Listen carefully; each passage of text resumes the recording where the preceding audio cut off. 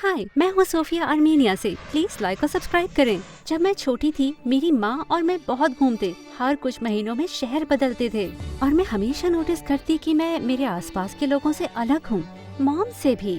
सबकी आंखें और बाल काले थे तो मेरे सुनहरे बाल और हरी आंखें सबका ध्यान खींचती। वाओ, ये कितनी प्यारी है और ये आपके जैसी तो बिल्कुल नहीं लगती। क्या ये आपकी बेटी है? माँ हमेशा मुस्कुराकर कहती कि मैं अपने डैड के जैसी लगती हूँ, पर मैं जानती थी उन्हें ये कमेंट अच्छे नहीं लगते। और जल्दी हम फिर शिफ्ट हो गए। किसी से नजरें मिलाकर मत देखना और अपना हुड पहन के रहना बेटा, लोग तुम्हारी सुंदरता से जलते हैं ना। मैं 6 साल की थी जब मॉम एक मैंशन में कुक का काम करने लगी और मुझे सख्ती से कहा कि मैं किचन से बाहर कभी ना निकलूं। एक दोपहर मॉम सब्जियां लेने गई थी कि एक लंबी सी औरत अंदर आई और मुझे देखते ही वो रुक गई। अरे बेटा, कितनी सुंदर हो तुम, मेरे साथ बाहर आकर बैठो ना। जब मैं उसके लिविंग रूम में बैठकर हंस रही थी, केक खा रही थी, मॉम अचानक अंदर आई। यहाँ हो तुम, मैं कब से तुम्हें हर जगह ढूंढ रही थी। माफ करना मिस्ट्रेस। अरे नहीं, मैं इसे बाहर लाई। अब से जब तक तुम काम कर रही हो ये मेरे साथ रहेगी। मॉम इससे जरा भी खुश नहीं थी, पर मुझे बड़ा मजा आ रहा था। मिस्ट्रेस पढ़ने में मेरी मदद करती और मुझे गिफ्ट्स भी लाकर देती। पर कुछ हफ्तों बाद उन्होंने कहा कि वो मुझे गोद लेना चाहती हैं। मैं उसे दुनिया की सारी खुशियाँ दे सकती हूँ, उसकी जिंदगी बेहतर हो जाएगी मेरी बेटी बनके। आप मुझसे ऐसा कह भी कैसे सकती हैं? मैं अपनी बेटी से अलग हो जाऊं? हो ही नहीं सकता। बेवकूफ, अगर तुम इसकी परवाह करती तो इसे ऐश की जिंदगी जीने देती। वैसे भी तुम्हारे रिकॉर्ड चेक किए मैंने और तुम्हारे किसी बच्चे का कोई बर्थ सर्टिफिकेट है नहीं। इसे मेरे पास छोड़ दो और मैं भूल जाऊंगी हमारी सीक्रेट के बारे में। वो पकड़कर मुझे खींचने लगी पर मैंने उसके हाथ को काट लिया। वो चीख पड़ी और मॉम और मैं वहाँ से भागे। अपना सामान बांधो, जल्दी जल्दी करो। और हम चले गए और तब तक चलते रहे जब तक रात के अंधेरे में किसी डॉक पर नहीं पहुंच गए। हम अब यूएस जाएंगे बेटा, यहाँ हमें शांति नहीं मिलेगी। मॉम की किसी पहचान वाले ने हमें कार्गो शिप में बिठाया और हम न्यूयॉर्क निकल पड़े नई जिंदगी की तलाश में। शुरुआत के कुछ महीने हमने होमलेस शेल्टर में बिताए, लेकिन जल्द ही मॉम को शेफ का काम मिल गया और हम एक छोटे घर में शिफ्ट हुए। मेरा नाम बदलने के बाद मॉम ने मुझे पब्लिक स्कूल में भी भेजा। जब मैंने कारण पूछा तो उन्होंने कहा ये मेरे अच्छे के लिए है, तो मैंने आगे कुछ नहीं पूछा। यहाँ पर मैं कुछ खास तो नहीं थी, पर लोग अब भी मेरे लुक्स की तारीफ करते। 5th क्लास में मेरी फ्रेंड मेलिसा ने मुझसे कहा कि मैं भी उसकी तरह ब्यूटी पैजेंट्स में हिस्सा लूं। इनाम का पैसा अच्छा था तो मैंने मॉम से विनती करी कि मुझे जाने दें और जल्द ही मैं एक पैजेंट क्वीन बन गई। मुझे ढेर सारे मॉडलिंग की ऑफर्स भी मिलने लगे। जब तक मैं हाई स्कूल पहुँची मैं अपना पहला एड कर चुकी थी एक शैम्पू के लिए और मेरा चेहरा था एक बिल बोर्ड पर। जब मैं 10th क्लास में थी तो एक सुबह स्कूल जाकर देखा कि हॉल में सब लोग एक लड़के के पास खड़े हैं। जब मैंने उससे देखा मेरी सांसें थम गईं। वो बहुत हैंडसम था। अपना सर पीछे करके वो किसी चीज पर हंसा और ये हंसी दुनिया की सबसे अच्छी आवाज थी। अचानक हमारी नजरें मिली और मुझे एहसास हुआ कि मैं उसे घूर रही थी गधों की तरह। पर ये कौन है पता तो करना पड़ेगा। मैं क्लास में गई तो देखा सारी लड़कियां बात कर रही थी इस हैंडसम नए स्ट्रेंजर के बारे में और तभी कोई बीच में बोल पड़ा। जीज, मैं बताऊंगा कि वो कौन है अगर सब मुझे 20-20 डॉलर्स दें और अगर 50 दोगे तो उससे मिलवा भी दूंगा। मेरा भाई है वो। उस नए लड़के ने बताया कि उसका नाम था डेरिक और कहा उसका भाई एड्रियन हमारा सीनियर था। तभी टीचर अंदर आ गई और सब अपनी अपनी सीट्स पर बैठ गए। डेरिक मेरी तरफ देख रहा था और वो मुस्कुराया। क्यूट था ये, पर इसका भाई तो एक ग्रीक गॉड था। एक दिन स्कूल के बाद मुझे मॉडलिंग ऑडिशन में जाना था। जब मैं सड़क क्रॉस कर रही थी तो मेरी हील फंस गई एक गड्ढे में। मैं निकालने की कोशिश कर रही थी कि देखा तेजी से एक मोटरसाइकिल मेरी तरफ आ रही थी, पर अचानक किसी ने धक्का देकर मुझे रास्ते से हटा दिया। मैंने आंखें खोलकर देखा तो वो एड्रियन था। हे, क्या तुम ठीक हो? हाँ शायद। नहीं, मुझे चक्कर आ रहे हैं। एड्रियन ने बड़ी आराम से मुझे गोद में उठाया और अपनी कार पर ले गया। वो मुझे हॉस्पिटल ले गया। पता लगा मेरे सर में छोटी सी चोट आई थी। तुम्हारी मॉम आती ही होंगी, अभी मैंने उन्हें कॉल किया। थैंक यू, मैं बहुत लकी हूँ कि तुम वहीं पर थे। वेल, ये कोइंसिडेंस नहीं था। दरअसल मैं तुम्हारा पीछा कर रहा था तुम्हें डेट पर पूछने के लिए। सच में? इतनी हैरान क्यों हो? तुम्हें चाहने वाला मैं पहला नहीं हो सकता और तुम्हारे जैसी खूबसूरत लड़की मैंने आज तक नहीं देखी है। उसने मेरा गाल छुआ और मेरी धड़कन बढ़ गई।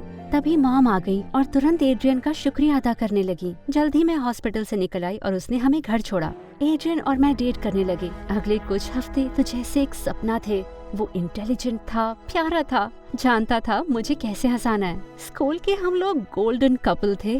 कुछ दिनों बाद एक साइंस प्रोजेक्ट के लिए डेरिक के साथ मेरी टीम बनी। वो डिस्कस करने के लिए हम लाइब्रेरी में मिले। अजीब है ना कि हमने पहले कभी बात नहीं करी, जबकि तुम मेरी क्लास में भी हो और मैं तुम्हारे भाई को भी डेट कर रही हूँ।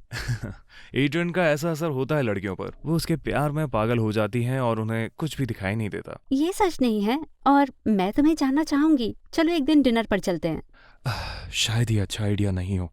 सुनो सोफिया, मुझे तुम्हें कुछ क्या चल रहा है यहाँ पर? हे, हम लोग एक प्रोजेक्ट पर काम कर रहे हैं और मैं।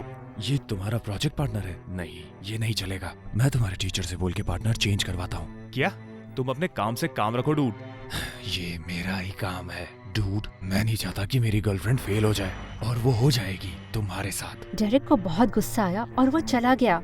एड्रियन, तुम मुझे नहीं बोल सकते मेरा पार्टनर कौन होगा, और आखिर दिक्कत क्या है तुम्हारे भाई के साथ? तुम मेरी बात सुनो बेब, तुम उसे जानती नहीं हो। वो किसी भी चीज को लेकर सीरियस नहीं है। उसे लगता है कि वो करोड़ों की जायदाद का मालिक ऐसे ही बन जाएगा। मैं डैड के साथ उनकी कंपनी में अभी से काम कर रहा हूँ, और डेरिक के जैसे मुफ्त के खाने वाले मुझे पसंद नहीं। भरोसा करो, वो सारा का सारा काम तुमसे करवाएगा और उसका क्रेडिट खुद ले लेगा।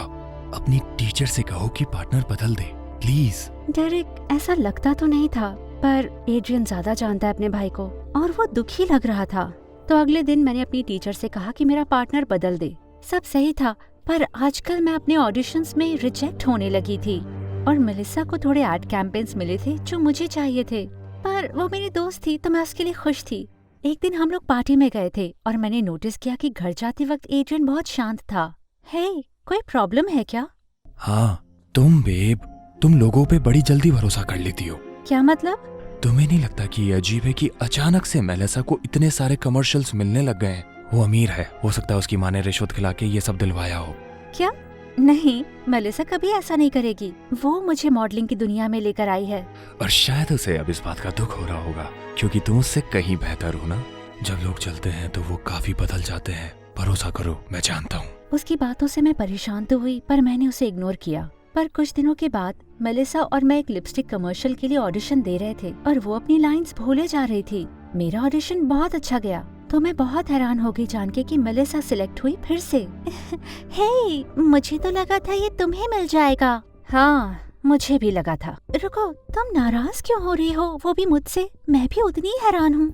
ओह, नाटक बंद करो। तुम्हारे सिलेक्ट होने का कोई सेंस नहीं बनता। तुमने रिश्वत खिलाई है ना?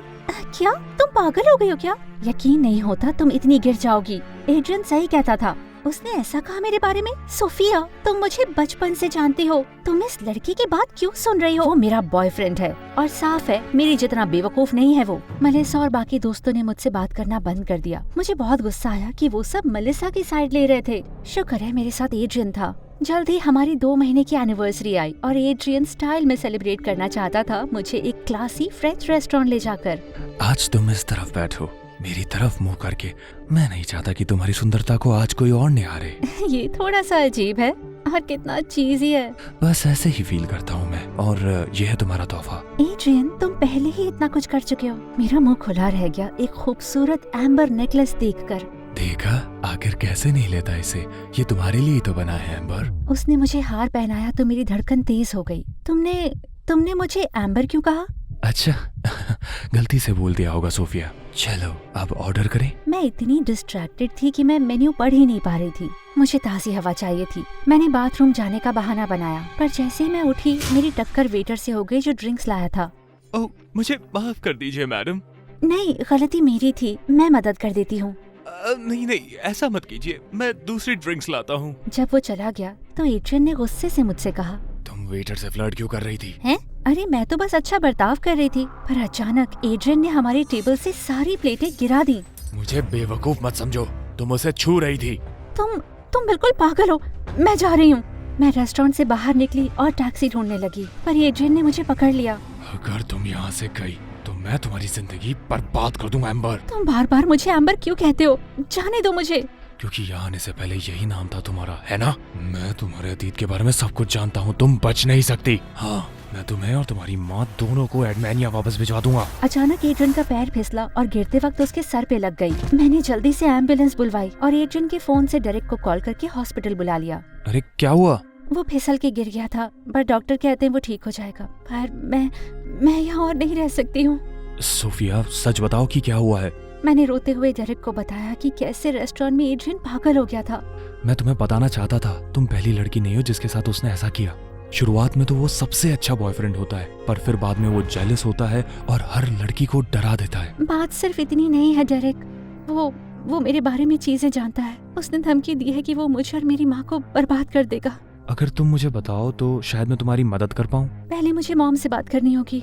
ऑफ कोर्स, और तुम मुझ पर भरोसा कर सकती हो। मैंने उसकी भूरी आंखों में देखा तो लगा भरोसा कर सकती हूँ। तो अगले दिन मैंने डेरेक को अपने घर पर आने के लिए कहा और मॉम ने उसे सब कुछ बता दिया। मैं सोफिया की असली माँ नहीं हूँ, उसकी मौसी हूँ। जब सोफिया छोटी थी तो इसके पेरेंट्स गुजर गए। उन्होंने मुझे उसका गार्डियन बनाया था, पर उसके दूसरे चाचा और चाची चाहते थे कि मैं सोफिया को उन्हें दे दूं, पर उन्हें सोफिया के नाम पर रखे पैसों से मतलब था। वो बहुत ताकतवर लोग थे। मैं जानती थी वो सोफिया को छीनने की कोशिश करते रहेंगे, तो मैं उसे लेकर भाग गई। हम बहुत दूर गए, पर मैं जानती थी कि वो हमें ढूंढ लेंगे, तो हम यहाँ पर आ गए और नाम बदल लिए। हमें लगा था कि हमने इन सारी मुश्किलों को पीछे छोड़ दिया है, पर हम गलत थे। हम वहाँ वापस नहीं जा सकते डेरेक। मैं जो कर सकता हूँ करूँगा, वादा करता हूँ। अगले कुछ दिन मेरी स्कूल जाने की हिम्मत नहीं हुई। मुझे बहुत ज्यादा घबराहट हो रही थी। फिर फाइनली एक दिन घर पर डेरेक आया और वो मुस्कुरा रहा था। मैंने अपने वकील से बात की है। तुम लोगों ने यूएस में रहकर काफी सालों तक काम किया है, तो तुम्हें तुरंत ही लीगल घोषित कर दिया जाएगा। तुम्हें रिपोर्ट नहीं कर सकते और तुम कहीं नहीं जाओगी। खुशी से मॉम और मैं गले लगकर रोने लगे और फिर मैंने डेरेक को भी गले लगा लिया। किस्मत से एड्रियन अब तक स्कूल वापस नहीं आया था और मैं डेरेक के साथ घूमने लगी। मैंने मेलिसा से भी माफी मांगी। सोफिया, तुमने जो कहा उससे मुझे धक्का लगा, तो मैंने अपनी मॉम से पूछा। मुझे रोल दिलाने के लिए उन्होंने रिश्वत नहीं दी थी, पर किसी और ने दी, और मैं नहीं जानती वो कौन था। मैं जानती हूँ, वो एड्रियन था। उसने ऐसा इसीलिए किया ताकि मैं जिनसे भी करीब हूँ उनसे दूर हो जाऊँ, पर मुझे तुम पर शक नहीं करना चाहिए था। कुछ दिनों के बाद लॉकर में अपना सामान रख के जब मैं मुड़ी तो देखा एड्रियन मेरे सामने खड़ा था। हाय एम्बर, मुझे मिस किया? घंटा। और ये मत सोचना कि तुम मुझे कभी भी डरा धमका सकते हो। तुम क्या जानते हो और क्या नहीं, मुझे फर्क नहीं पड़ता। वाह, काफी बदल गई हो। भीगी बिल्ली के भी पंजे निकल आए। पर हाँ, मैं तुम्हें कहने आया हूँ कि अब मुझे तुम में कोई इंटरेस्ट नहीं है। लगता है तुम्हारे स्टैंडर्ड्स काफी गिर गए हैं जो मेरे भाई के साथ सेटल हो गई, और मैं कूड़े को डेट नहीं करता हूँ। वो चला गया और मुझे एहसास हुआ कि मैं सांस रोक कर खड़ी थी। पर कुछ ही मिनटों बाद हॉलवे से मुझे लड़ाई की आवाज आई। भागकर पहुंची तो देखा एड्रियन डेरेक को लॉकर के पास मार रहा है। 4 टीचर लग गए एड्रियन को पीछे खींचने में और वो पागलों की तरह चिल्लाता रहा। तुम मेरा सब कुछ छीनना चाहते हो, है ना? हमेशा से तुम ऐसे ही थे। तुम्हें लगता है कि मैं तुम्हें खुश रहने दूंगा? मैं तुझे बर्बाद कर दूंगा डेरेक। मेरे रास्ते में आने का पछतावा होगा तुझे। डेरेक उस दिन घर जल्दी चला गया और आज जो हुआ उससे मैं बहुत सहम गई थी। उस रात मुझे सोने में दिक्कत हो रही थी कि मुझे खिड़की पर खटखटाने की आवाज आई। मैं घबरा कर उठी, पर मैंने देखा वो डेरेक था। काश, डरा दिया तुमने मुझे। अब कैसे हो तुम? अपना चेहरा फील नहीं कर पा रहा, पर दिल खुश है मेरा। बस तुम्हें बताने आया था कि एड्रियन घर पर भी एकदम पागल हो गया था और मेरे पेरेंट्स ने उसे इंस्टीट्यूशन में डाल दिया है थेरेपी के लिए। बहुत अच्छा हुआ। आई एम सॉरी तुम्हें मेरी वजह से चोट लगी। कोई बात नहीं, तुम्हारे लिए तो मैं 100 मुक्के भी खा लूंगा। वेल 100 नहीं, तुम समझ गई ना। और एड्रियन की एक बात तो सही थी, जिस दिन से मैंने तुम्हें देखा है उस दिन से मैं तुम्हें चाहता हूँ। उसने आगे बढ़कर मुझे किस किया और ये बहुत प्यारा था। हम दोनों ने हाई स्कूल से ग्रेजुएट किया और दूसरे शहर में एक ही कॉलेज में गए। ग्रेजुएशन के तुरंत बाद ही एक छोटी सी सेरेमनी में डेरेक और मैंने शादी कर ली। एड्रियन इंस्टीट्यूशन से बाहर आ गया था और यूरोप में अपने डैड की कंपनी संभाल रहा था, पर ऑफ कोर्स शादी में इनवाइटेड नहीं था।